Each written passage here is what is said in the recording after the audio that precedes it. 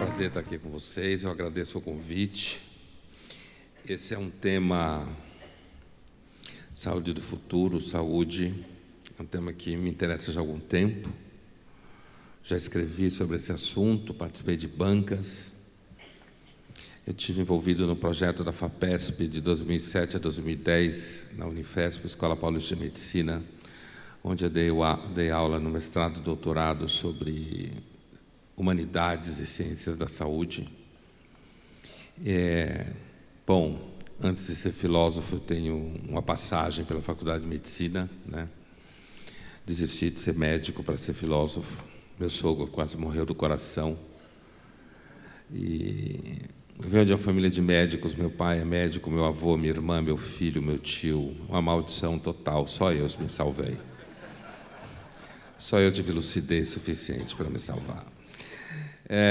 Mas a verdade é que o que eu queria falar com vocês aqui são algumas questões assim, bem objetivas. A minha tese essencial é: não temos nenhum recurso ético, político, jurídico para barrar os avanços de uma busca de saúde total.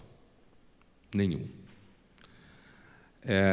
Eu faria um paralelo com não temos nenhum recurso jurídico para barrar o avanço das mídias sociais. Em comunicação, a gente tem uma lei em teoria da comunicação que é o meio é a mensagem. A mensagem das mídias sociais é: eu sou, como se fala em inglês, unstoppable. Eu sou imparável. Não tem como segurar. Você pode tirar, aparece em outro lugar. Então, usando essa analogia para passar a ideia que eu vou desenvolver com vocês aqui nesse rápido espaço de tempo, não temos nenhum recurso ético, nem político, nem jurídico para barrar o avanço da saúde total. Nós vamos pisar na jaca, nos enterrar até o fim, fazer tudo o que tiver que fazer para viver cada vez mais. E aí eu quero tocar em, digamos, 3 tópicos dentro dessa tese geral, né? Que é a minha tese com vocês aqui, que não é uma tese minha. Qualquer pessoa que pense a sério sobre esse conjunto de procedimentos que se começa a chamar de medicina de precisão, né? É um conjunto de elementos que vai desde a medicina preventiva, genômica ou genética, até a interação entre matéria cibernética e matéria orgânica. Esse conjunto de elementos associado ao emergente mercado de consumo, principalmente de medicina preventiva genômica, no mundo, esse conjunto de elementos vem se chamando cada vez mais de medicina de precisão, né? A gente não tem nenhuma forma de combater isso, porque nós somos uma espécie mortal. A gente sabe que é mortal. A vida é difícil, frustrante.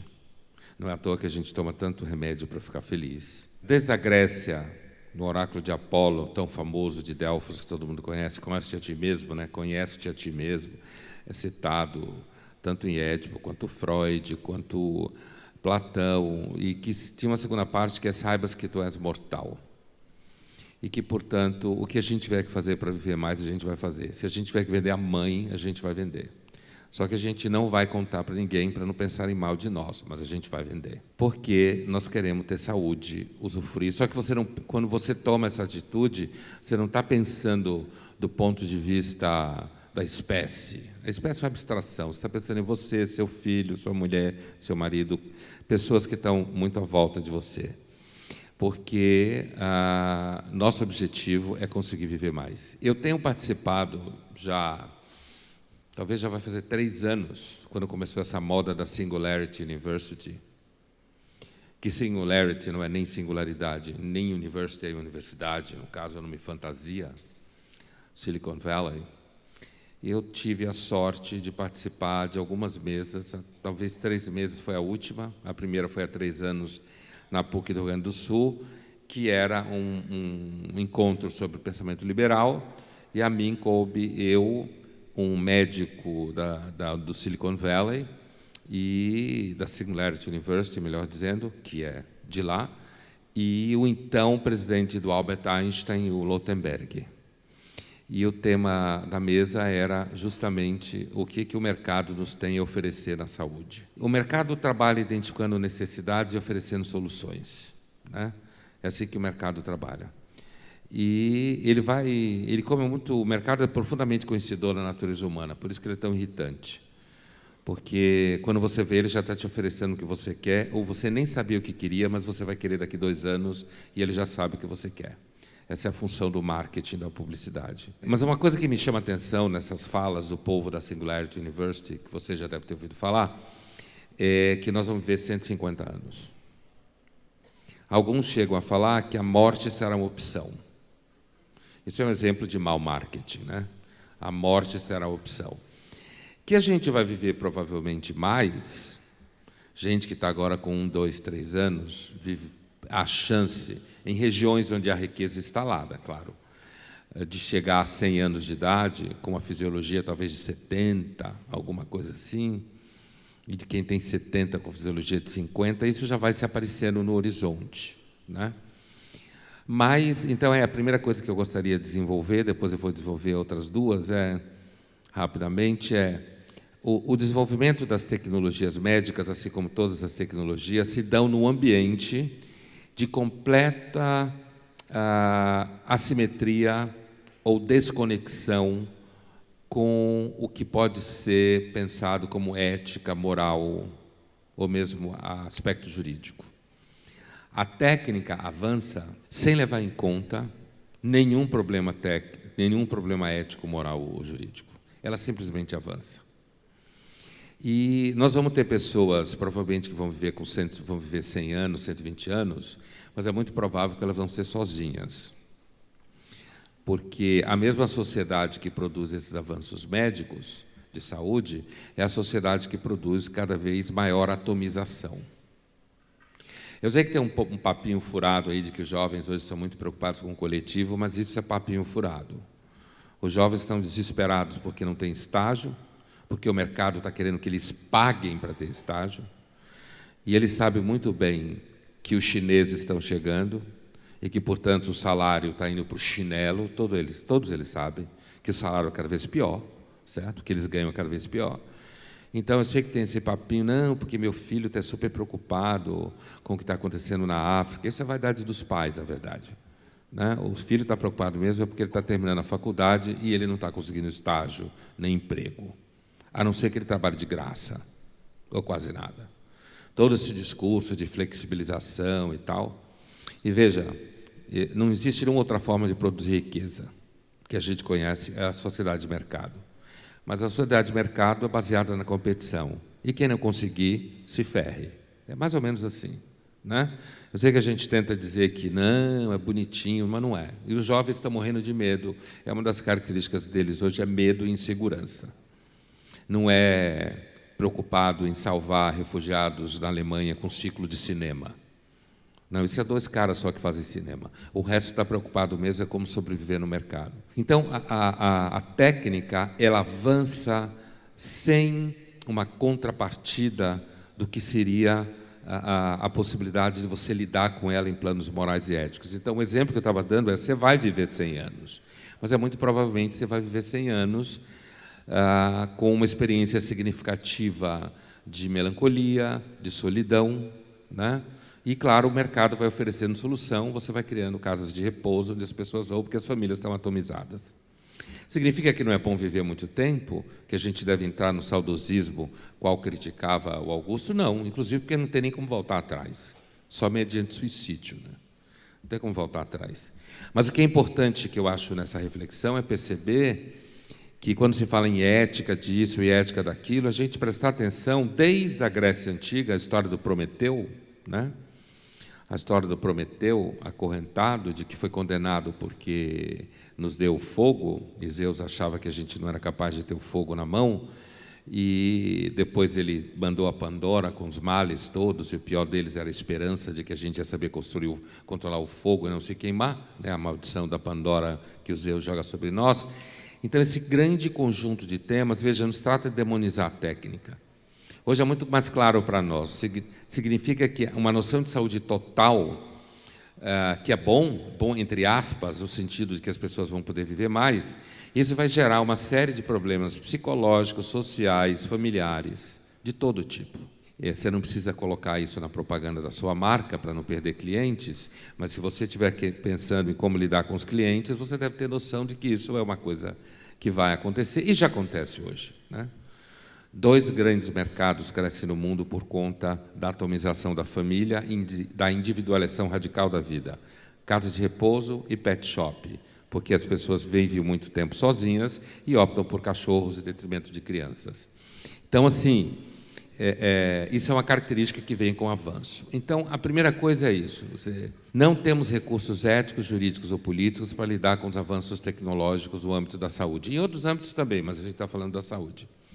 E a saúde total, portanto, vai significar pessoas que vão viver muito tempo e essa vida vai precisar de aportes como antidepressivos, esquemas de mercado e de Estado que lidem com essa população.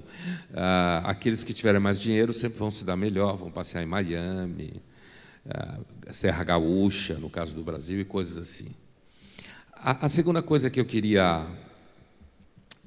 pontuar aqui, com relação a essa discussão, é o tema da medicina preventiva, genômica especificamente, que é uma passível transformação. Se aqui fosse uma aula, eu ia perguntar e a gente ia conversar sobre isso, mas não é uma aula, a gente não tem tempo.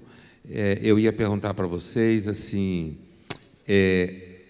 hoje a gente está acostumado a pensar, por exemplo, que você não compra gene no mercado, você não compra terapia gênica agressiva no mercado. Por quê? Porque existe uma concepção de natureza instalada em nós, que é uma concepção da natureza que basicamente descreve o seguinte: as coisas são como elas devem ser. Recentemente eu estava numa empresa de alta tecnologia de informação, dessas que mexem com algoritmo, né? E o tema lá era medo da tecnologia em geral, né? As contradições e ambivalências do avanço tecnológico, mas na área de algoritmos, né? Inteligência artificial. E então, num dado momento, o assunto derivou para essa discussão de que algumas coisas devem ficar do jeito que elas estão. Isso é uma... Eu não quero desqualificar essa ideia, não, certo? Assim, a suspeita de Zeus que a gente cria problema com o uso da técnica tem lá seu fundamento. O que não tem seu fundamento é que a gente possa parar de fazer isso, porque essa é a nossa própria história, a gente vai avançando e tal. E isso vai criando, tipo, você vê um cara com 70 anos correndo, se fosse em São Paulo, eu diria Ibirapuera, e ele, de repente, está correndo com uma mulher de 25 anos do lado, esse cara tomou 10 remédios de manhã, né? Então, os dois lá felizes e tal, dando risada, e um especificamente para eles poderem dar risada juntos, inclusive, né? Então, assim, você tem todo um aparato de prótese, como se fala em filosofia, né? Prótese não é só um braço mecânico em filosofia.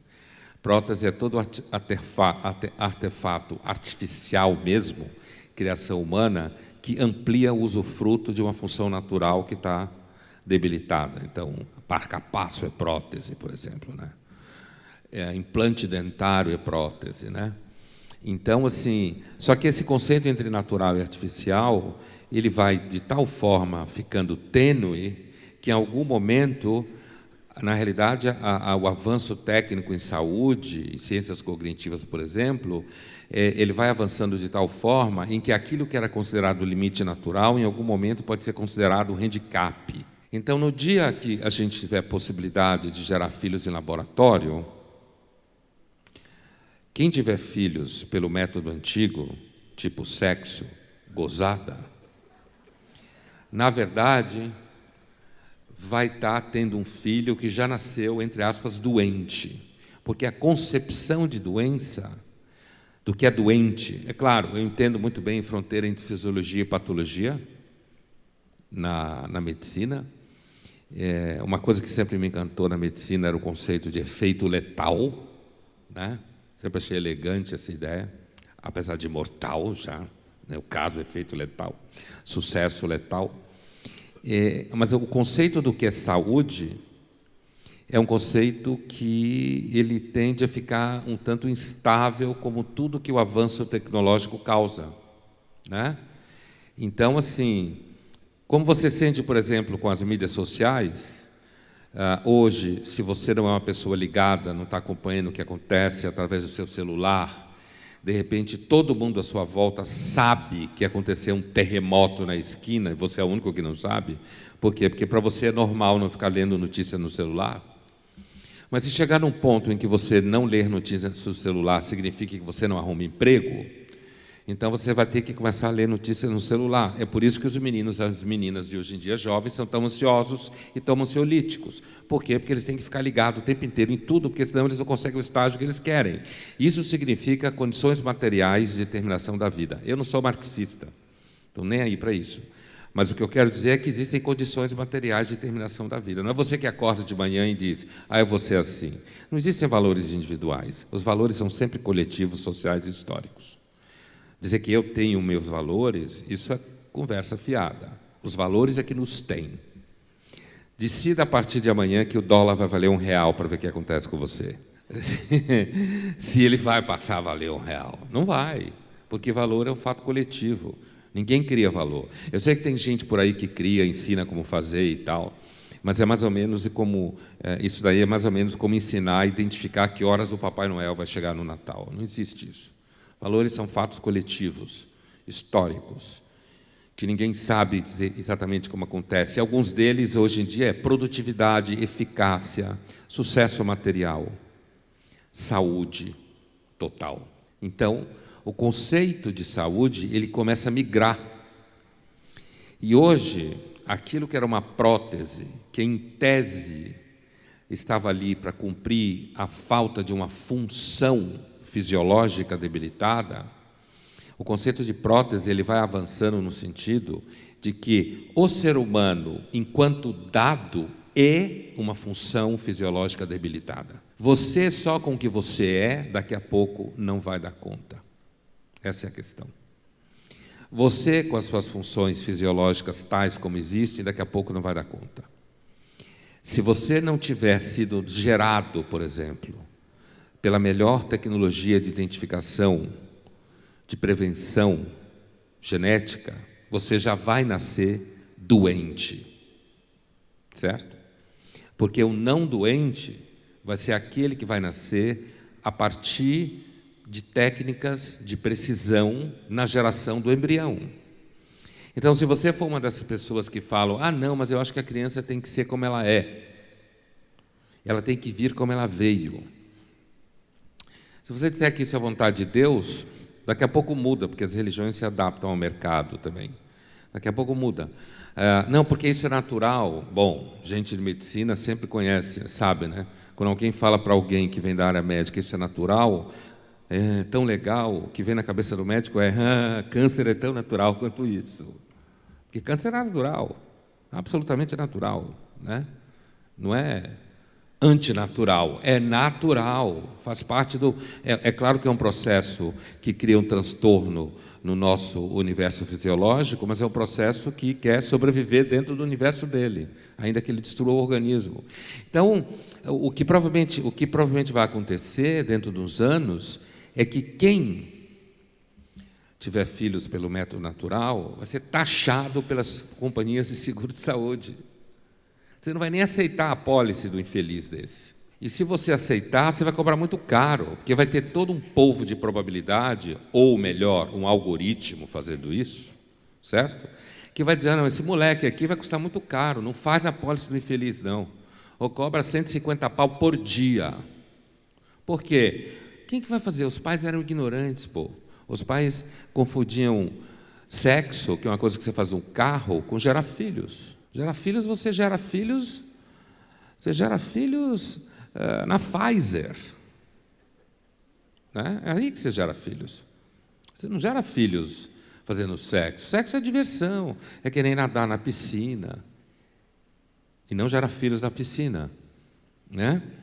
Quando você vai gerar filhos, a geração, inclusive porque os filhos são caros, duram muito, tudo isso, é alto investimento, você vai gerar filhos numa situação em que você garanta o melhor de saúde. Eu sei que essa discussão da medicina total no futuro, muitas vezes as pessoas reagem, né? Reagem, tem medo, dizem, mas isso vai dar errado. Pode dar errado mesmo, mas a gente vai fazer, a gente faz coisa que dá errado. Porque tem um outro lado que é um ganho. Então, assim, a própria noção... Veja, você vai, de repente, um dia os filhos vão poder processar os pais que o geraram no carro, como irresponsabilidade reprodutiva. Os advogados vão adorar isso, né? O Ministério Público e vai atrás de casais que geraram filhos no carro como forma de responsabilidade social reprodutiva. E vai processar, vai ter um procurador que vai processar, vai para a televisão e vai falar disso, né? Isso vai ser identificado como modo pré-histórico de sociedade. Então, a noção, né?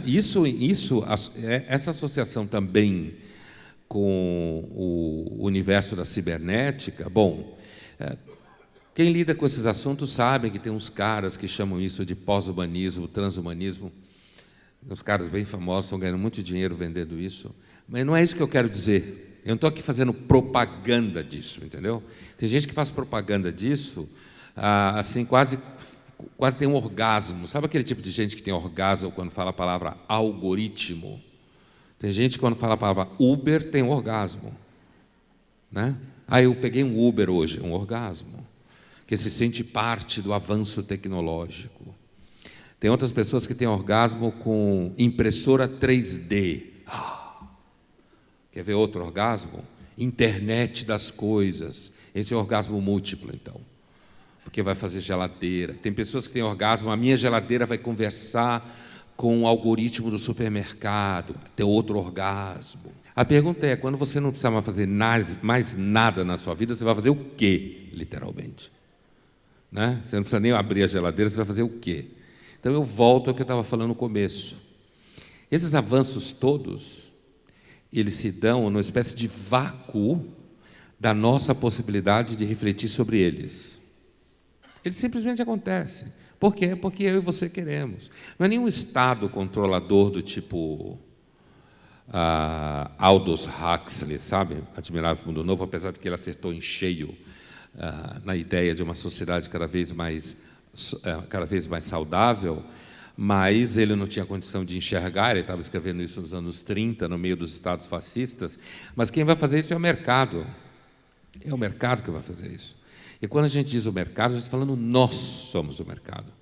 O mercado não é uma pessoa escrota manipulando os seres humanos, não. O mercado somos nós, é você no shopping, é você comprando seguro-saúde, é você procurando médico. Isso é mercado. Então, o processo de medicina total, ele é incontrolável, ele vai produzir situações de angústia, ele vai produzir situações sociais complicadas, do tipo o SUS não vai ter acesso imediato a modos de maior precisão de tratamento. Isso daí vai começar a criar, de repente, pessoas de uma classe social muito mais saudáveis do que outra. Mas já é assim. Só que agora a gente vai fazer de uma forma mais científica. Também não se deixem levar por ideias como nazismo, nazismo. Não é nazismo, não, é você e eu. Você vai querer que seu neto seja saudável. Você vai querer. E aí, no dia de você ir se eu estivesse em São Paulo, eu diria Fleury, por exemplo, a qualquer laboratório, para fazer esse processo de seleção, vai ser um momento super emocionante. O casal vai chorar, vai bater foto, fazer selfie. De repente, vai fazer selfie com o embrião aqui escolhido do lado, a foto. Né? Vai ter o chá do embrião. Né? Aí a astrologia vai migrar para o momento da escolha e não só para o momento, não. Vai ter o mapa astral do embrião escolhido, né? Vai ter florais de bar associados a isso, né? E o processo é um processo inevitável, não tem jeito a dar, vai acontecer isso. Não é que vai acontecer esse final de semana, a eleição de 18 vai ser um problema anterior a se resolver. como dizia o Augusto aqui. Mas isso vai acontecer no espaço de 50, 100 anos. Você vai ter lugares, por exemplo, na África, que as pessoas vão continuar morrendo, vai ter violência. Talvez uma das coisas que a gente está percebendo cada vez mais no mundo, uma vez eu conversei, quando eu estava na França, no doutorado, com o filósofo Paul Virilio, e ele falou uma coisa: o Brasil é o país do futuro. Na hora eu não entendi direito, ele teve que me explicar, porque vem essa piada, o Brasil é o país do futuro, não sei o quê. Mas, na verdade, o futuro se parece mais com a gente, com a Índia, do que com a Dinamarca. Tem uns malucos que acham que o futuro parece com a Dinamarca, esquecendo que a Dinamarca moram 5 pessoas. O mundo, o futuro é mais nós mesmo. É confusão, gente muito rica e feliz e gente morrendo de fome e se matando. Isso é o provável futuro da humanidade mesmo. Tem mais a nossa cara da Rússia, da China, da Índia, dos Estados Unidos, do que da Suécia. Na Suécia tem 10 pessoas, é um pouco maior do que a Dinamarca. Então, assim, fechando a nossa conversa, o que eu tentava passar para vocês, eu acho que uma questão muito importante não temos recursos éticos. As pessoas vão falar muito, vão fazer palestras de como, mas não adianta. O mesmo cara que falar na palestra, não, temos que ter ética humana, ele vai sair de lá e quando se ele tiver filho, ele vai usar recursos tecnológicos para garantir que o filho vai ter sucesso mesmo, né? E ele vai usar recursos de prótese para garantir que a visão seja melhor, que o funcionamento cerebral seja melhor, que o nível de informação seja melhor. E nós não temos recursos nem ético, nem jurídico, nem político, de nenhum tipo, para barrar a ideia de saúde total cada vez maior. Isso vai criar problema? Vai criar problema, vai gerar tristeza, vai gerar angústia, mas, graças a Deus, tem as ciências do cérebro, tem as psicanalistas, tem as religiões. Você vai lá sofrer, porque você já tem 130 anos e não consegue morrer, e você tem um corpo super saudável, e você vai ter problemas como esse. E aí vai ter gente que vai implantar memórias para você esquecer coisas ruins e ajustar seu cérebro para ter memórias legais. Quer dizer, há uma dimensão, e eu termino por aqui, há uma dimensão distópica. Na verdade, é disso que eu estou falando, né? Utopia é quando você projeta o mundo ideal. Distopia é quando a projeção desse mundo ideal produz efeitos colaterais negativos. Há um efeito distópico nessa discussão, né? Esse efeito distópico o que a gente vai ter que aprender a lidar com o avanço tecnológico, que vai transtornar o mundo, certo? E a vida das pessoas. A gente não tem nenhum recurso para isso. Quem vai aprender a lidar com isso primeiro são as companhias de seguro, porque isso vai impactar diretamente a vida delas, mas a gente vai fazer de qualquer jeito. Obrigado. Já tem uma pergunta aqui que eu vou dar para o Ponderley, ele responde em seguida. Por que temos tanta dificuldade em perceber o sentimento dos outros? Olha, eu não sei se a gente tem dificuldade de perceber o sentimento dos outros. Aí tem duas coisas. Uma, se a gente quiser perceber os sentimentos dos outros, a gente até percebe. Quando você está meio obcecado por uma pessoa, você fica olhando para ela o tempo inteiro, né? Para ver como os medievais diziam, quando você se apaixona por uma mulher, você fica, o que ela está fazendo, o que ela está pensando, com o que ela sonha, que horas ela acordou, né? Amor tem uma dimensão maníaca, né? Uma espécie de neurose obsessiva, né? Então, assim, eu não sei se a gente tem tanta dificuldade de perceber o sentimento dos outros. Eu acho que há um outro nível, que é o seguinte: no dia a dia, portanto, você faz um pouco de uma seleção natural do quem você quer perceber ou não. E tem pessoas que você chega à conclusão que não precisa perceber o sentimento delas, porque ou você não precisa perceber para o relacionamento que você tem com elas, ou se você perceber, pode até atrapalhar o relacionamento que você tem com elas. Por exemplo, se o médico ficar chorando com cada paciente que aparece no PA, ele não faz nada, né? Todo mundo sabe que em medicina você tem que desenvolver um certo distanciamento, senão você não cuida de fato com... Imagina o que um paciente prefere, um médico que chora junto com ele ou um médico que sabe fazer um procedimento na hora que ele está morrendo, né? Dane-se os sentimentos. Agora, eu acho que às vezes a gente pode ter dificuldade de perceber os sentimentos dos outros por falta de empatia, que talvez seja essa questão de quem perguntou aqui. Falta de empatia, né? Eu acho que, apesar de que falam por aí que o mundo tem um monte de livro ensinando a você ser empático, preste atenção, quando aparece um monte de livro ensinando a você alguma coisa, dizendo que isso é lindo, é porque normalmente isso acabou, né? Então, tem um monte de livro aí falando da importância da empatia. Você faz um workshop de 3 dias e sai de lá super empático, né? Na verdade, não funciona nada, né? Nada que te digam que em 3 dias vai resolver, resolve, né? Então, assim, eu tenho a impressão que há uma espécie de epidemia de dificuldade de empatia, assim. E aí isso faz com que a gente tenha mais dificuldade de perceber os sentimentos dos outros. Inclusive porque aquilo que a gente chama em filosofia de instrumentalização da vida diminui a empatia mesmo. O que é instrumentalização da vida? É você pensar tudo como meio para atingir um fim. Isso é o conceito. Razão instrumental, né? Se fala em filosofia. O que é razão instrumental? É quando você pensa, você racionaliza, fazendo com que tudo que é objeto é meio para atingir um fim. Razão instrumental significa que os seres humanos são meios, né, para atingir um fim. Eles não são fim em si mesmos, né? E quando uma pessoa não é fim em si mesma, há uma tendência de você perder empatia com ela. Hoje em dia, tem mais gente com empatia com cachorros do que com pessoas. Isso é fato, né? Tem gente que sofre muito quando vê um cachorrinho sofrendo e, na verdade, não quer do lado ninguém enchendo o saco dele. Ser humano muito mais chato do que cachorro, né? Em alguns casos é verdade mesmo. Mas, assim, então eu diria isso. Eu acho que nesses 3 níveis é uma pergunta bastante ampla, mas a dificuldade em perceber o sentimento dos outros. E eu, por último, diria o seguinte: quando você estuda os processos de civilização, tem um sociólogo judeu, alemão, inglês, chamado Norbert Elias, o sobrenome dele, que ele é uma das referências principais sobre o processo de civilização. É fato, o processo de civilização, em parte, implica num certo controle da empatia. A empatia deve funcionar até você não ser um psicopata.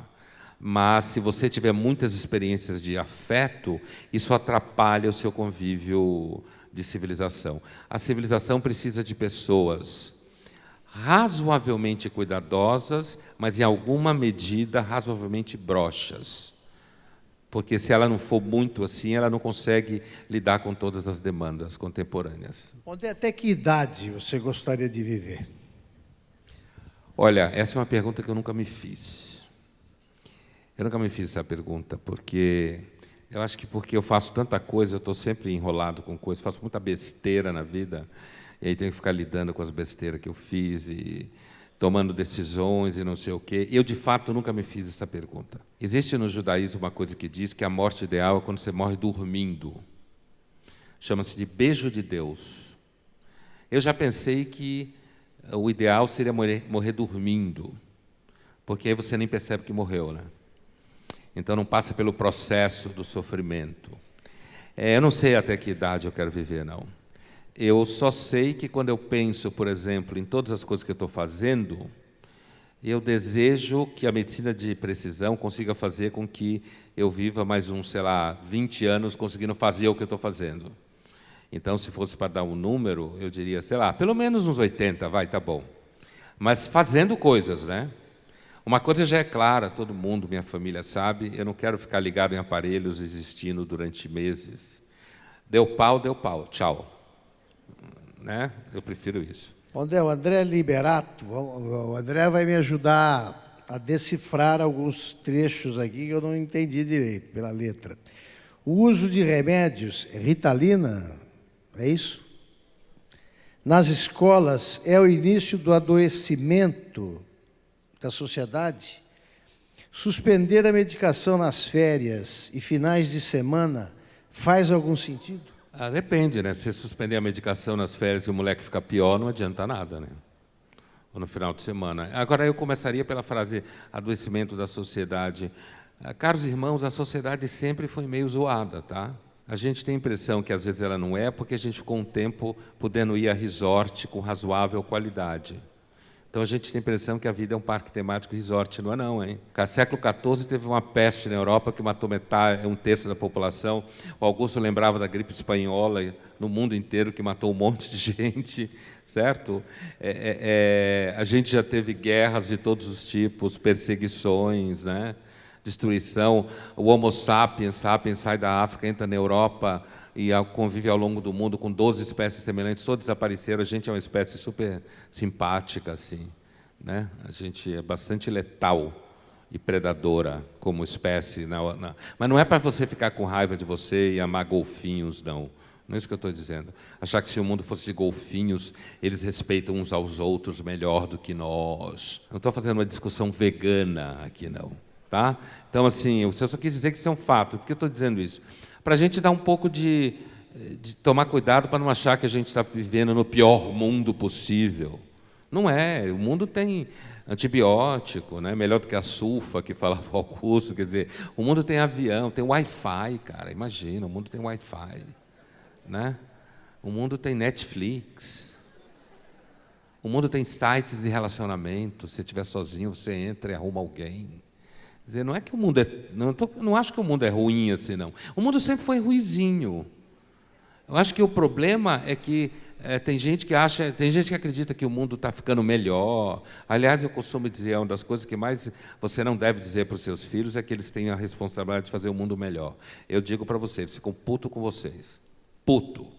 Porque, como eu digo, eles estão preocupados em arrumar estágio. Eles não querem fazer o mundo melhor. Filho que quer fazer o mundo melhor é filho de pai milionário. E quando eu digo milionário, minha definição de milionário é a seguinte: mesmo que você, ao longo da sua vida, só faça merda e torre o dinheiro inteiro, você continua milionário. Isso é que é a definição de milionário para mim. Então, filho de milionário, sim, vai fazer documentário sobre pobre, desigualdade social. A maior parte dos mortais não está nessa, não. Então, nunca fique falando para os seus filhos: vocês têm que melhorar o mundo, porque ele fica com raiva de você. Né? É projeção sua sobre ele. Mas, assim, então eu não acho que o mundo, a sociedade está mais doente do que já foi. É por isso que eu quero dizer, a gente tem umas doenças de época. Há um sentimento, depois do final da Guerra Fria, e do sucesso do sistema liberal e do crescimento do capitalismo, todo mundo reclama, tem esse povo aí do mimimi, desigualdade social e tal, mas nunca tanta gente teve tanta coisa. Né? Uma pessoa hoje de classe média baixa vive melhor do que um aristocrata francês do século XV, em condições de engenharias de vida no cotidiano. Então, na realidade, a reclamação é porque a gente quer cada vez mais, o que necessariamente não está errado. Então, a sociedade sempre foi ruinzinha, o mundo sempre foi ruinzinho. Então, dizer que a sociedade está doente, não sei se dá para dizer. Agora, há um fenômeno, de fato, que são crianças e jovens tomando ansiolíticos de todos os tipos, seja que remédio for. Né? Tem um mercado, né, que vai dando emprego e gerando demanda. A gente sabe como o mercado funciona, tá? Que nós não estamos falando mal do mercado, mas nós estamos pensando, de fato, como ele é, né? Todas as questões que tem dentro dele.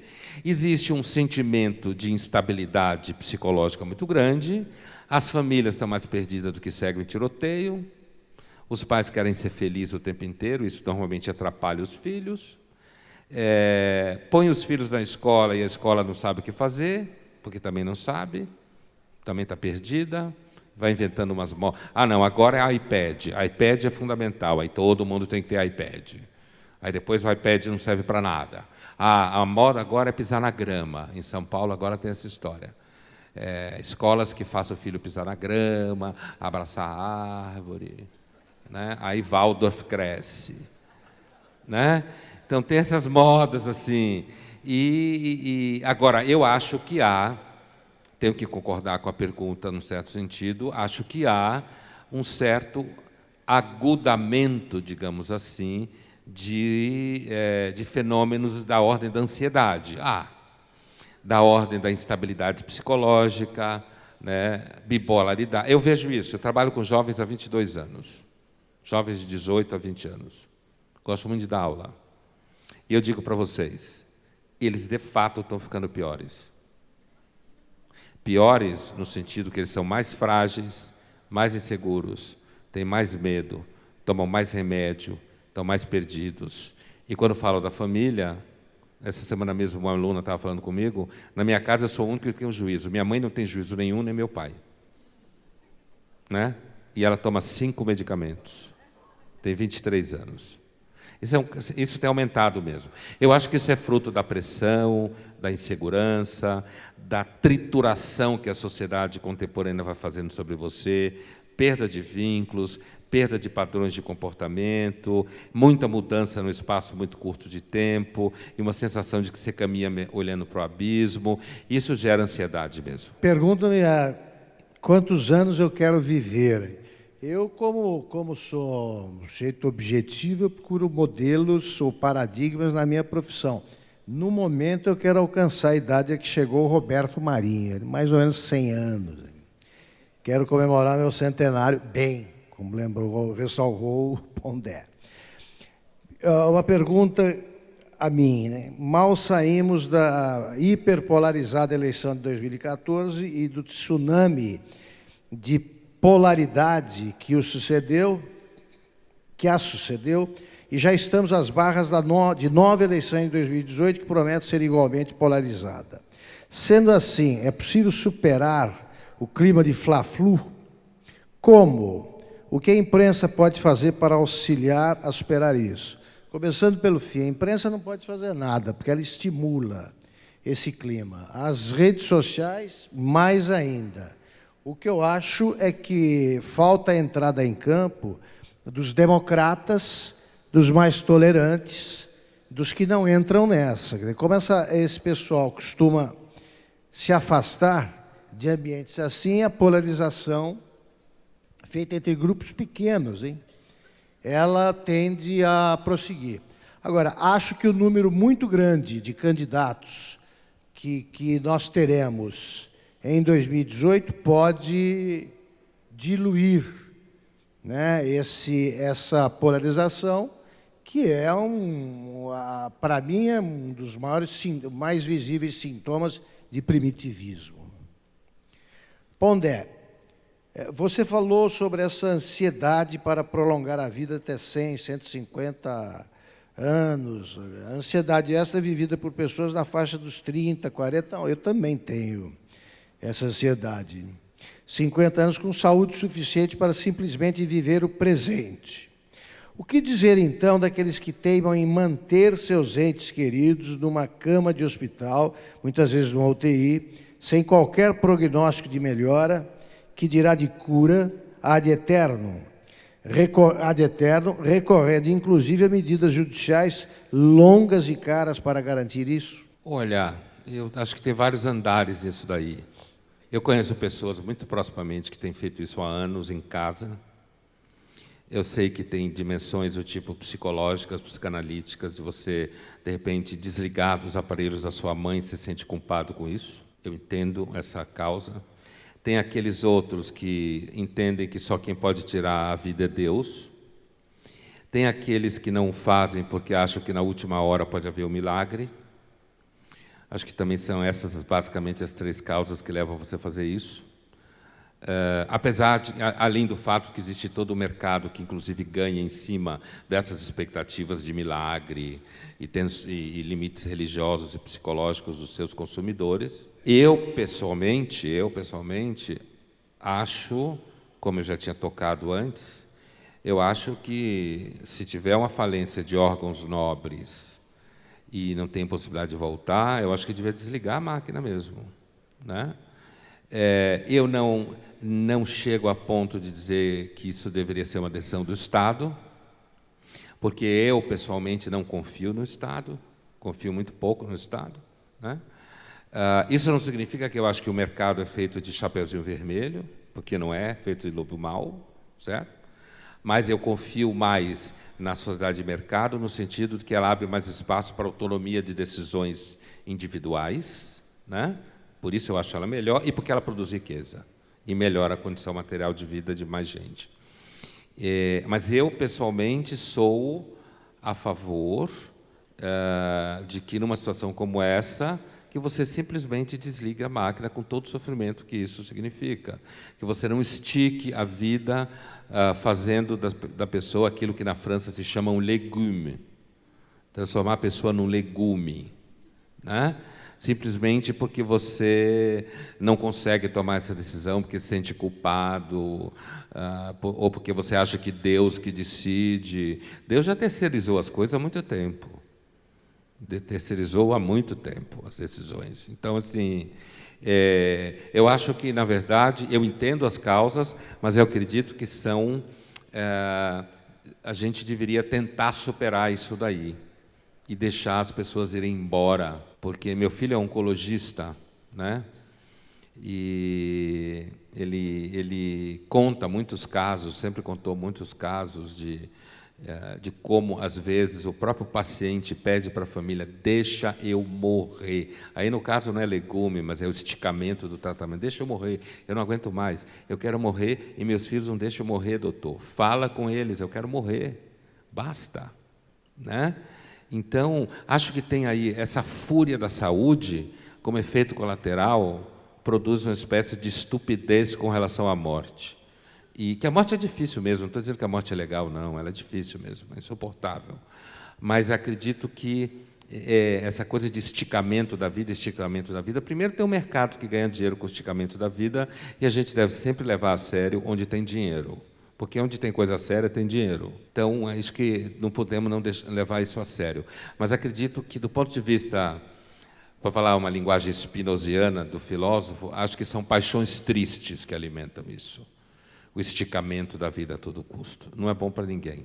A Joelma Helena pergunta se você acha que a humanidade sobreviverá por tempo suficiente para que as pessoas possam chegar a viver até os 150 anos. Eu tenho a impressão que sim. Assim, eu não acho que o Trump vai acabar com o mundo, não.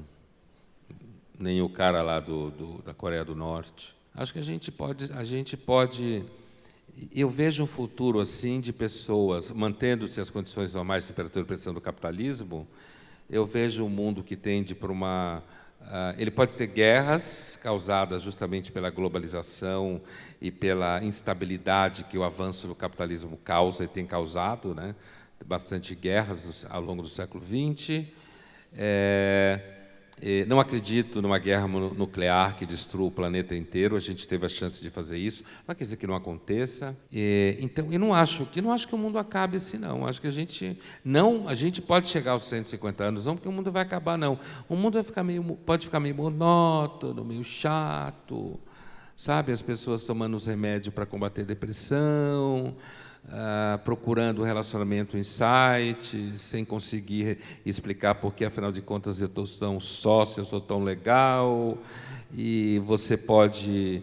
mas aí você vai ter grupo, você vai viajar junto, né? Vai passear, e tem restaurantes para ir, coisas gourmet para fazer. De vez em quando você vai sentir que a vida é meio besta. De vez em quando você se apaixona, e aí tem aquela luz nos olhos que o amor dá.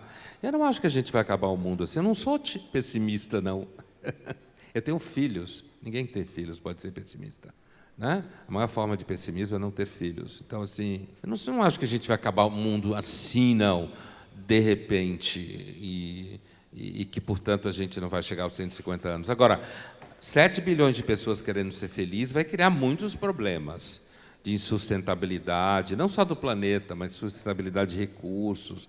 A gente pode ter... A democracia pode acabar por uma série de razões. Mas não acho, não. Eu acho que a nossa espécie, a nossa época, ela é tão arrogante que a gente acha que nunca houve uma época igual e, ao mesmo tempo, que a gente vai acabar com o planeta e com a humanidade. Não acho, não. Pondé, última pergunta. Você é a favor ou contrário à descriminalização das drogas, e por quê? Eu acho que drogas não são uma coisa monolítica, né? As drogas, existem drogas que têm mais dano ou menos dano. Eu tenho uma tendência a achar que a descriminalização, por exemplo, começando pelo famoso baseado, que a gente já tem um pouco a linha de fazer isso, acho que pode ser um bom experimento, né?